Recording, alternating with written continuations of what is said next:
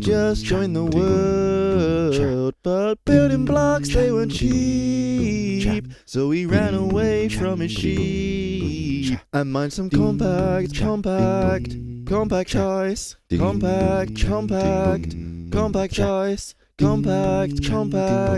compact choice, even when he closed his eyes.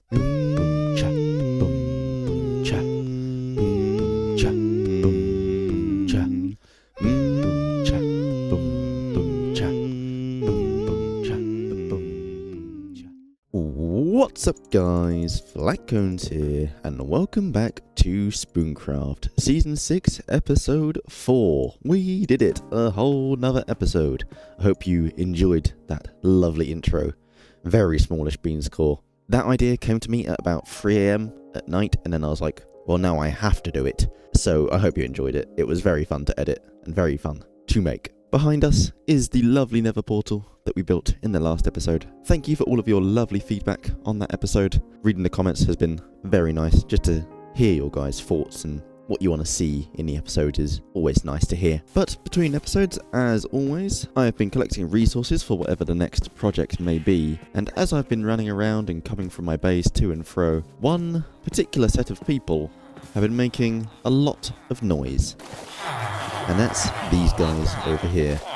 My dear villagers, from the breeder that we built in episode 1. So I think it's about time that we design a trading hall just for those guys, so that we can actually get them out of their poor breeding cell and get them into a lovely house. A bit of feedback that I got over last episode was that some of you guys want to see the building process a bit more, because everything that I built so far, the portal and the clock tower, I built in a creative world beforehand, then just used Matica to build it. So I figured instead of that, we would show the creative process a little bit more. So what today is going to be, is instead of in this lovely survival world, we're going to hop over into my creative world, and we will design a trading hall together.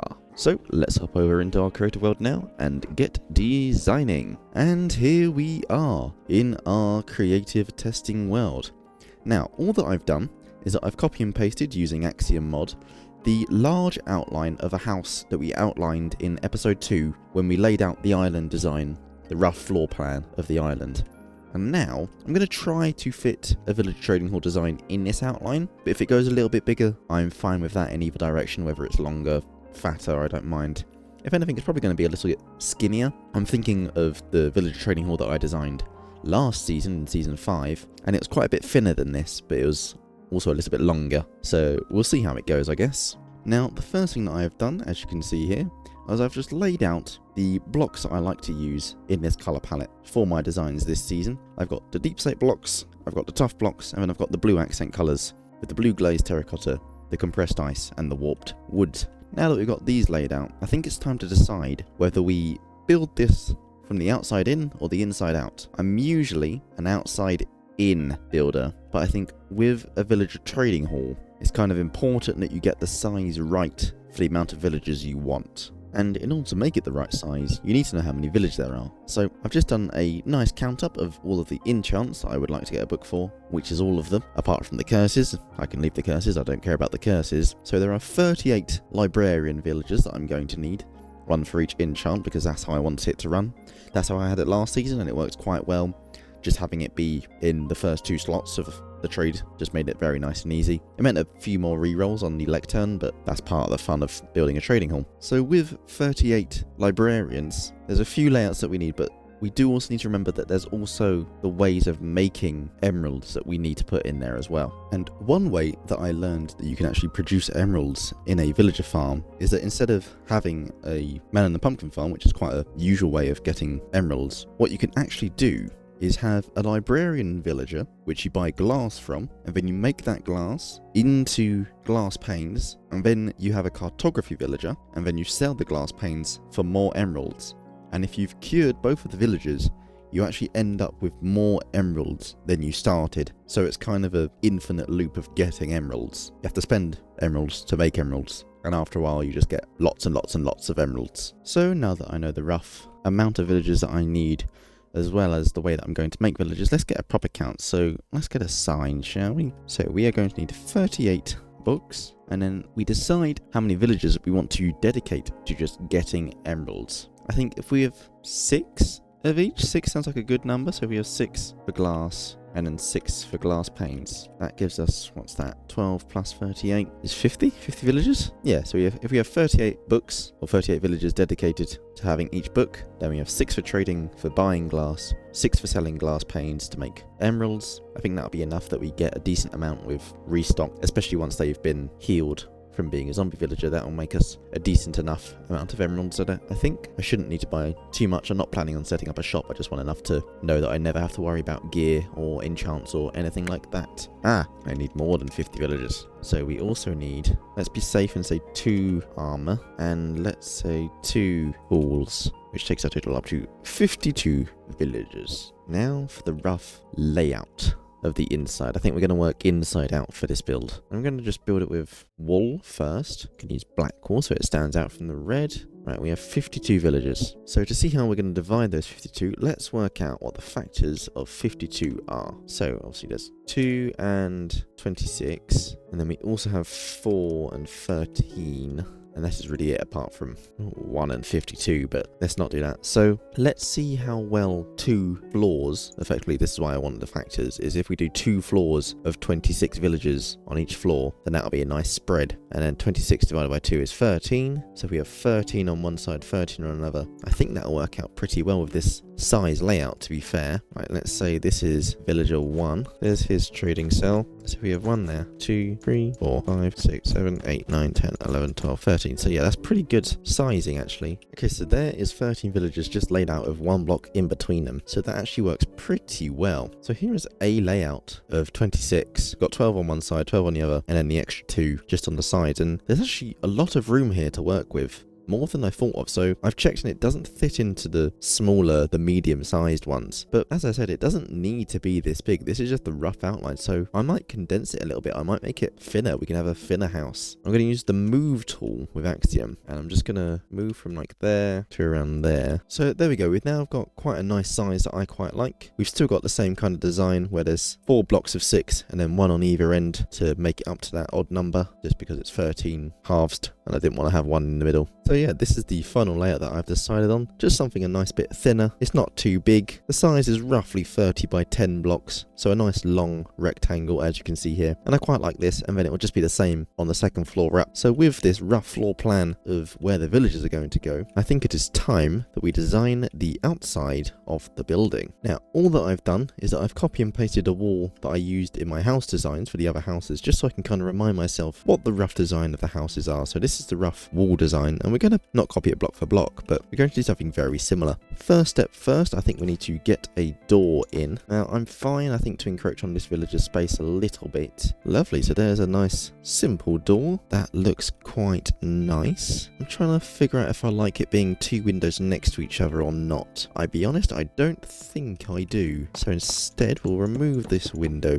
bit, add in another pillar like so. Yeah, that looks quite nice. And I'm going to copy and paste what I've done there, bring it on over here, and now I've built both sides of the wall. And then for the corners, I like to do this design where I some glazed terracotta on the corners here, and then we just build up a nice wall, and that just nicely frames the build a little bit. Lovely. And then we decide what we want to do on these sides. That looks quite nice, yes. Now let's do the same over on this side. There we are. And now for the back. Just looking at this, I think I actually want these swapped so that it's a symmetrical design. There we go. Yeah, that definitely looks better in my opinion, being symmetrical. Out of curiosity, let's just see what it looks like if we were to do this. So that is it being completely mirrored. Yeah, I think that does look better. And for this one, to make it look different, let's add instead single windows, like so.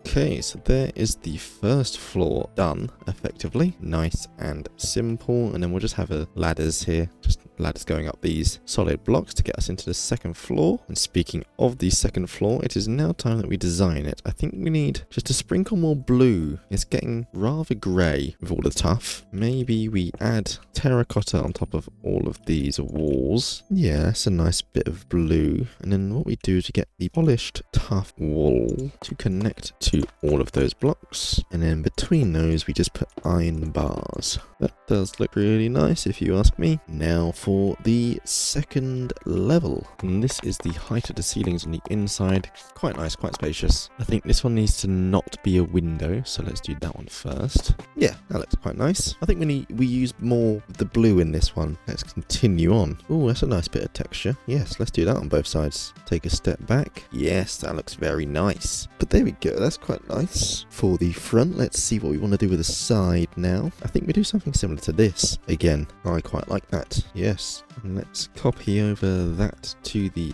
other side. There we go, that looks quite nice. As we discovered, it kind of looked weird when the pattern wasn't matching on the inside, so I think, although it's boring, we just do the same design as the front for the back, especially because we don't have the door to deal with now. The design looks good too. Perfect. Right, now let's do the same thing as down there with the blue terracotta on the walls. And that is the complete utility part of the building done. We have, if we could just put a flat roof on this and call it a day, but I don't quite like the idea of doing that. So let's add a bit of a fancy top. This is similar to our other buildings that we have. So first off, let's just go in here and punch through where the ladders will be. Yes, there are no windows on this level, which might be a problem for light. That looks okay. Let's change that to that, shall we? Let's just let in a little bit of natural light to the build. We are going to have to add lights on the inside, but that is okay. Right, now onto the top. Now, a lot of buildings, similar to the Nether Arch that you saw in the last episode, kind of have these little covers on top. I don't know what you'd really call them. It's like a gazebo but made of stone. And I think I want to do something similar here. And there we go, that's nice and symmetrical, just how I like my builds. I say we add some lanterns to the outside as well. Yes, that is quite nice. I like it. Yep, that looks quite nice. There we go. It's just a nice little bit of lighting on the outside. Right, that is the outside done. Quite happy with that design. Think it fits in with the rest of the buildings that I've got so far. Not too big either, because it's going to fit into one of the large plots, as we saw. Now, to have a little fiddle with the inside. Okay, so all that I've done now is I've allocated where the villagers are going to go. So I've got the villagers that are going to be selling me the glass on this side, and I've got the villagers that are buying the glass panes over on this side, and I've got the two armors and tool guys right at the start, and then these guys are going to be the start to the enchants, and then the rest of the enchants are going to be upstairs. And all that I've done is that I've surrounded each villager workstation with 3 blocks, and that is the minimum amount of blocks that I need in order to make sure that they don't run away. So now with those in place, it's just time to make it a bit prettier. And after placing just a few blocks, I've got a very rough inside, and I quite like it. Just it fits in with the other vibes of the buildings I've built, the interiors. Just adding a lot of bookshelves and stairs and spruce and a few lamps here and there. Candles and warped stems in pots are quite nice. And I'm getting a little bit creative with the blocks that are going in the middle as well. So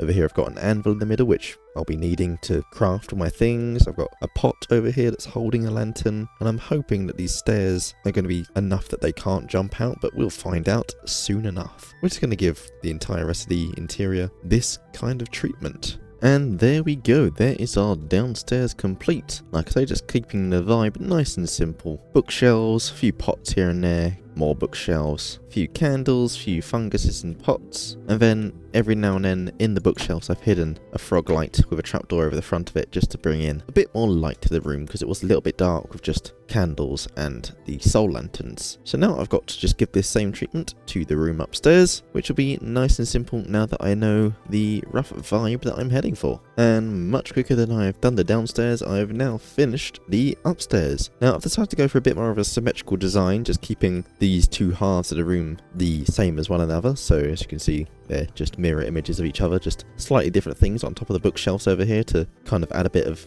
differences, but over here is completely symmetrical, but I quite like it. And I think I can mainly do that because unlike down here, there's different workstation, so it looks weird if it was completely symmetrical on all sides. So this definitely looks nice with all the lecterns though, the flowers here and there, the trees. And I'm quite happy with the overall design. And after a few final touches, I think I have finalised the design now. It would have changed a little bit from that last clip that you saw, and that's because I realised that I actually want to have signs above all the villagers that are giving me trades that I want. So to label each librarian, so I know what trade they're giving and for how much. And that way anyone else can just come and use my trading hall as well, and they can know what villager is selling what without having to look. But I'm planning on doing it alphabetically anyway, so it should be pretty simple. I've got the villagers in now just to be a placeholder so I can kind of see what it looks like with the villagers. But after adding in the warped signs over just to continue the blue theme, that made the shelf actually a bit more uniform on the top. Before it was a little bit lumpy. I had some slabs and trapdoors creating the shelf and it looked a little bit weird, so this change is actually for the better in both ways. It means I can decorate the top shelf a lot more on top of the villagers, as well as also allowing me to put the signs. And yeah, this side is the side that's going to be dedicated to me making emeralds, so I'm going to be buying the glass from these guys and then selling the glass panes to these guys. And like I say, that will eventually create a profit for emeralds. These two, which are going to be giving me my armor, I believe. Yes, the armor. And then these two for the tools. And then I've got the rest of the librarians upstairs, which will give me the rest of my enchants. So now that I have the entire inside and outside of this lovely building complete, we shall now make a schematic of it, and then we shall see where it goes on the Spooncraft Survival. All that I've done is I created an outline of the most outside edges of the building, so I know the biggest it will be, which I've done in this purple wall here. And I've just used the action mod using the move tool and just moved this outline around. And I've decided to put it here just because it's quite a nice area for it to go. It's not too much ground to level out in terms of terraforming. It's also nice and close to the gate / portal that we built in the last episode and the clock tower that we built in episode 2. It's just nice and close. It looks a bit too close at first, but once you realise it on a player scale, it's actually quite a few blocks to travel. So I'm quite happy with that placement. It is now time to see if I agree with this placement in the Spooncraft Survival world. I am now on the Spooncraft Survival server. As you can see, I've got my stick, which is how I used Lightmatica mod. So we'll now just go over to where we have somewhat planned it, which is just north of this gate, or just what the egg. Never mind, we'll get to the schematic placement in a second. There is an egg. Egg. Ooh, there's signs and writing on the signs. Who has left an egg in my base? Do not break egg, it will hatch. Something's telling me I shouldn't break the egg, and yet all I want to do is break the egg. This is a hard decision. Let's listen. Okay, I can't hear any sounds in there. Egg. Is this your egg? No. It's telling me to not break it, but I really want to break it. I want to break it as well. Why is there an egg here? I don't know. I just got on. There's egg. I just got on and I just saw egg. Egg. I'm gonna break it. It just says it will hatch. I don't know what it is, but it's gonna happen. Okay. Let's just maybe. Put it back. Put it back. Let's just pretend that's not there. Let's just the egg's not even finished. Look, there's like a corner missing over here. God. Absolute shambles. Maybe it's already hatched. Maybe. Whatever's in it has already escaped. I'm just gonna, just place that back up. Well, egg. Press for surprise. Oh God, why is everything happening? Right, I've got an egg over there that had nothing in, so I've just replaced it, and it's all fine. Right, press for surprise. Okay, I'm gonna make a bet. It's gonna be a fart noise. Are you ready?